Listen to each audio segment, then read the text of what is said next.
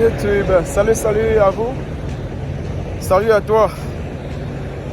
Je suis déçu, je suis déçu aujourd'hui, mais un peu plus que revitalisé, un peu plus que remonté. Hier, je me suis rendu compte que mon pot de phare a pété. Mais seulement ce n'est pas la raison pour laquelle je suis déçu. Mais encore plus que encouragé. Thanks, bro. Yeah. Donc, comme je disais, je suis déçu, mais un peu plus que remonté. Parce que j'ai compris que la patience, ça peut payer. La patience, ça peut être une bonne chose. Et j'ai expérimenté cela. Mais avant de vous dire le pourquoi je suis déçu et plus que revitalisé, j'ai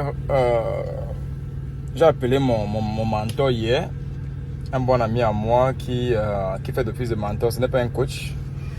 Ce n'est pas un coach parce que ceux qui s'appellent les coachs là, vous ne pouvez pas imposer quelqu'un à faire quelque chose. Donc du coup, il est plus qu'un mentor pour moi parce qu'il conseille et il me donne l'amabilité de décider moi-même ce qui est bien pour moi et d'apprendre de mes erreurs. Donc c'est un mentor, c'est un analyste, c'est un conseiller. Voilà, en français on dit le conseiller. En anglais c'est un peu c'est mentor. Donc du coup je l'ai contacté, je l'ai appelé, je l'ai soumis une situation que je traverse et il m'a conseillé. En fin de journée, j'ai compris que la patience ça paye. Et c'est pour ça que je suis un peu déçu parce que ici aux États-Unis, contrairement aux pays en Afrique, ici aux États-Unis, ce sont les opportunités qui te font grandir, ce sont les opportunités qui te donnent d'avancer dans le bon sens. Donc, quand tu trouves une opportunité, tu dois pouvoir sauter dessus et positiver afin de multiplier tes chances. Donc c'est dans l'opportunité que tu actionnes et avec la chance, avec le cerveau, avec le management, tu grandis dans l'entrepreneuriat surtout. Par contre au pays, c'est la chance, c'est le relationnel, il faut prier, il faut plein d'énergie à dépenser. Ici, c'est plus cerveau, c'est plus opportunité à sauter dessus. Donc j'ai un grand frère ami Stéphane, ici aux États-Unis, qui s'est retrouvé dans une situation où il m'a proposé 3 camions. Il a 3 camions carrément qu'il vend. Et même mon partenaire mon partenaire élève que j'ai dans le camion actuellement, il a un camion aussi qu'il vend. Donc j'ai carrément 3 personnes qui ont des camions à vendre. Donc, je vais faire une autre vidéo plus tard pour vous présenter ces camions-là. Lorsque je vais voir ça de mes yeux physiquement. Et je vais faire une vidéo pour vous présenter avec les prix, les détails. Mais seulement pour moi, c'était dans l'opportunité d'acheter au moins un de ces camions-là et mettre un chauffeur là-dessus. C'est pour ça que je suis déçu. Parce que je n'ai pas pu. Ok. Mes partenaires avec lesquels je travaille sont tellement minutieux sur la sécurité, la qualité de l'équipement, les règles. Voilà, donc en fait, ce sont les contrats. Ce sont les contrats que j'ai signé avec eux. Et ils se rassurent que tout est en ligne. Donc du coup, à cause du contrat que j'ai signé avec eux, je ne parviens pas à ajouter un camion qui vient de l'extérieur. De quoi est-ce que je parle? Mes partenaires, pour ajouter un camion dans ce qu'on appelle le fleet ici, dans ma ligne de camions, ça doit être 3 ans d'âge ou moins. Donc, plus c'est neuf, mieux c'est. Surtout sécurité. Donc, et les camions les 2 camions que je voulais acheter sont de 2017. Nous sommes en 2022, sont de 2017. Et ça fait 5 ans de vie à 500, 600 000 miles, c'est-à-dire 800 000 km environ. Et ils m'ont dit parce que c'est de 5 ans d'âge, je ne peux pas ajouter ces camions-là dans ma ligne de camions avec eux. Ça m'a vraiment désolé. Et j'ai failli abandonner mes partenaires actuels pour me lancer seul Parce que même me lancer seul, je fais ce que je veux, quand je veux, je pas où je veux, mais la sécurité. Donc il me donne mon mentor, m'a donné conseil que écoute, tu as bien fait de m'appeler et tu fais bien de ne pas considérer cette option-là. Parce qu'aujourd'hui, ne pas dépenser sur les camions. Donc, c'est ce qu'il m'a dit, ne pas dépenser sur un camion à cause de l'âge et déjà que tu ne connais pas la maintenance. Tu ne connais pas la maintenance qui a été faite sur ça, comment est-ce qu'on roulait cela et tous les détails de ce camion, ce n'est pas conseillé. Et quand mes partenaires me disent que ça doit être minimum 3 ans d'âge, maximum 3 ans d'âge, c'est parce qu'ils connaissent qu'en 3 ans le camion est encore neuf. Mais mon partenaire, lui, il a un camion qui a plus de 5 ans, 6 ans. J'ai dit, mais comment toi, donc, tu as un camion qui a plus de 5 ans, 6 ans et tu gères avec notre compagnie, nos partenaires dans sa ligne de camion? Il m'a dit parce qu'il a acheté son camion avec eux, en fait. Parce que le fait qu'il achète son camion avec eux, ils savent comment la maintenance se passe, ils savent comment il a roulé. Ils peuvent faire le suivi du camion qu'il a. Donc c'est ce qu'il peut faire. Donc du coup, il a dit ok, ça fait sens.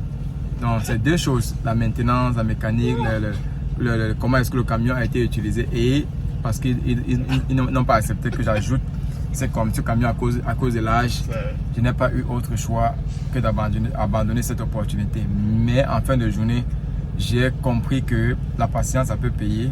On veut tous être super indépendants, s'asseoir et permettre à l'argent de travailler pour nous, dormir et que l'argent travaille pour nous.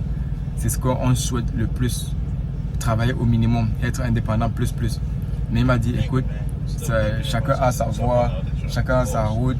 Sois patient, travaille, continue à affronter, à aligner tes objectifs. Sois patient, ça va payer. Je dis ok, peut-être ce n'est pas mon moment, mais le moment viendra.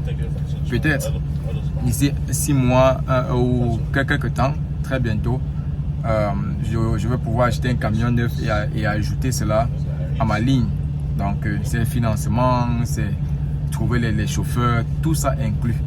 Mais je tiens à rappeler aussi par rapport à la soeur qui m'a contacté l'autre jour, il n'y a pas que chauffeurs camionneurs, il y a ceux-là qui investissent, qui payent les camions et quelqu'un d'autre conduise. Il y a ceux-là qui sont dans la maintenance, c'est-à-dire la mécanique. Je vais faire une vidéo par rapport à ça. Il y a plein de détails. Dans la mécanique, le travail du bureau, le management. Il y a plusieurs détails dans le trucking business en dehors de la conduite. Mais ça, c'est pour une autre fois.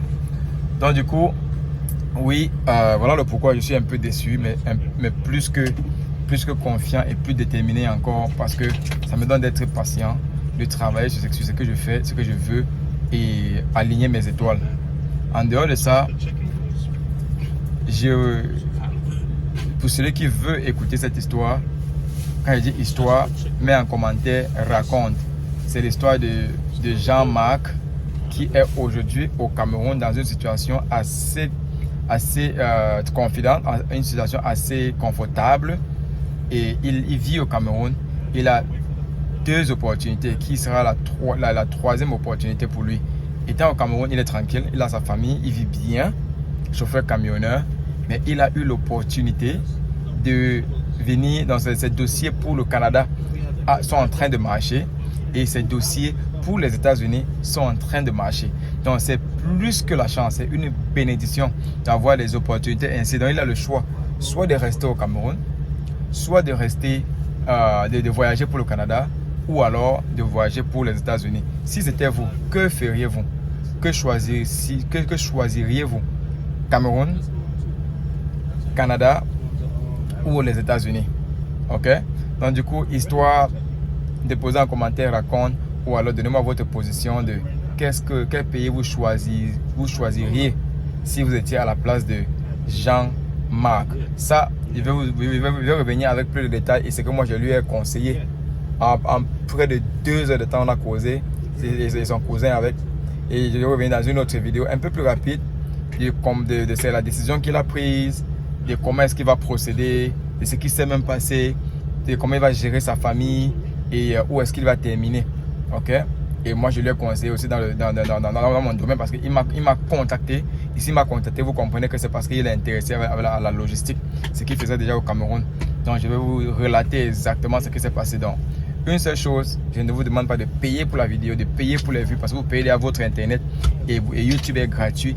Une seule chose, s'il vous plaît, abonne-toi si tu n'es pas encore abonné sur ma page sur YouTube, Petit Voyageur, ou alors si tu n'as pas encore liké la vidéo, c'est un seul pouce. Clique sur le pouce là pour que d'autres personnes puissent être au courant des procédures d'immigration, comment faire pour arriver ici, être chauffeur camionneur, comment faire pour arriver ici avec sa famille, où aller et construire. Donc, tous ces détails là, ça m'arrive d'en parler ici et là. Donc, si ça t'intéresse ou ça peut intéresser quelqu'un d'autre, clique sur le pouce, clique sur like, souscris à la vidéo, à la page et dépose un commentaire. Quand j'ai dit histoire, dépose raconte et je vais balancer cette vidéo qui est en train d'être préparée. Et aussi, qu'est-ce que tu ferais à la place de Jean-Marc en ce qui concerne rester au Cameroun, voyager pour le Canada ou alors voyager pour les États-Unis légalement. J'attends votre proposition en commentaire. D'ici là, restez bénis. Dieu nous garde. À très bientôt. Sergio le Petit Voyageur pour vous.